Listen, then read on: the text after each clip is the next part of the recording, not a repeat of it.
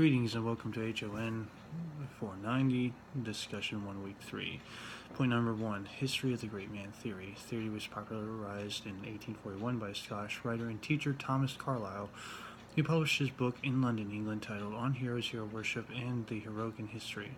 In this book, he compared a wide array of heroes and offered their lives as proof that great men shape history and not the other way around. Number 2, proponents of the great man leadership theory. Theory explained. The great man theory assumes that leadership abilities and traits are naturally part of great men. In other words, proponents of the great man theory believe that great leaders are born as great leaders and are not made. These great leaders are believed to be destined by birth to become a great leader. The great man theory holds that great leaders will rise if they are forced to confront the appropriate and often tough situation. That said, one should take note of 3 glaringly critical elements important to this theory. Number 1, not every honorable man in history is a heroic or great leader in the sense of this theory. In other words, not every honorable person changed the course of history so dramatically that he was a hero according to the theory.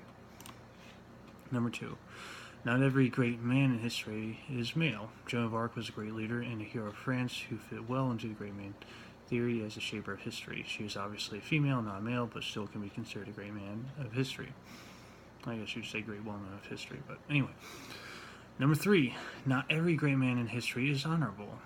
The spirit of this theory is that heroic or larger-than-life men rise up in tough times and lead a people to greatness. Hitler did just that. He rose up in a time when Germany was on the brink of collapse militarily and was financially in ruin, and brought Germany to a position of power and dominance. He was a hero to the German people and won several German crosses, the equivalent of the German World War I Medal of Honor. And he won these awards in World War I.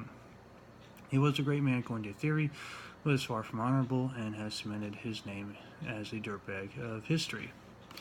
Number 3, explain how this theory is most applicable in the 21st century with regard to both virtual and traditional team settings.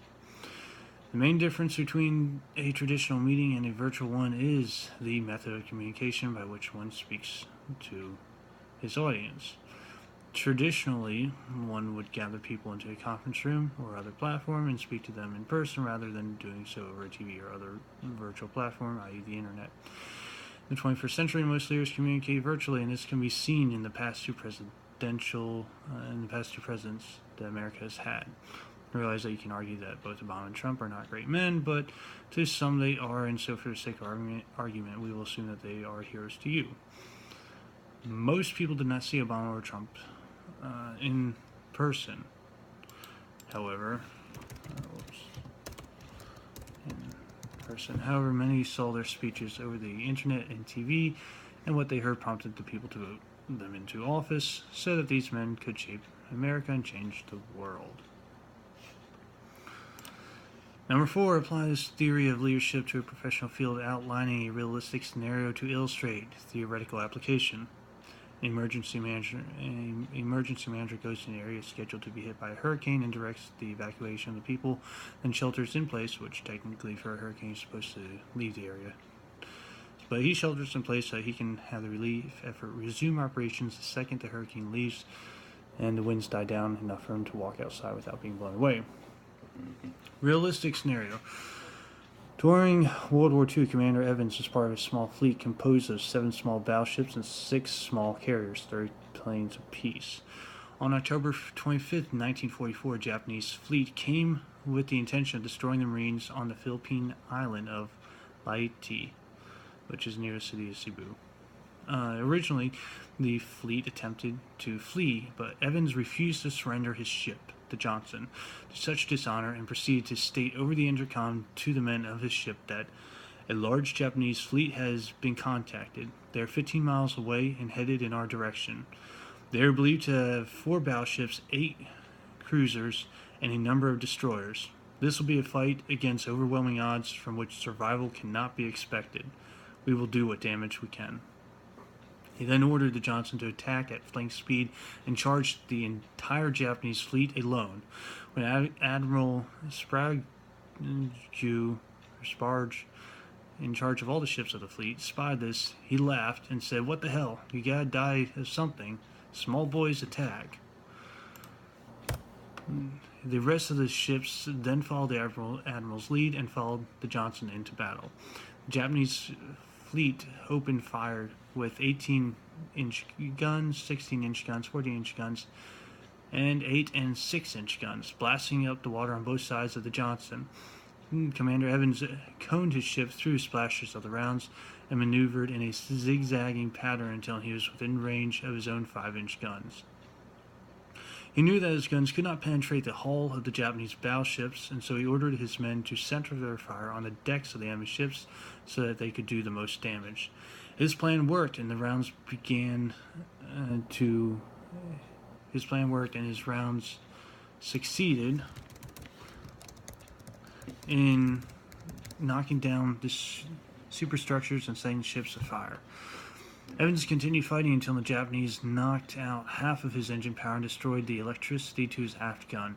The rounds knocking those out also ripped 2 fingers off Evans' left hand and burned his shirt off.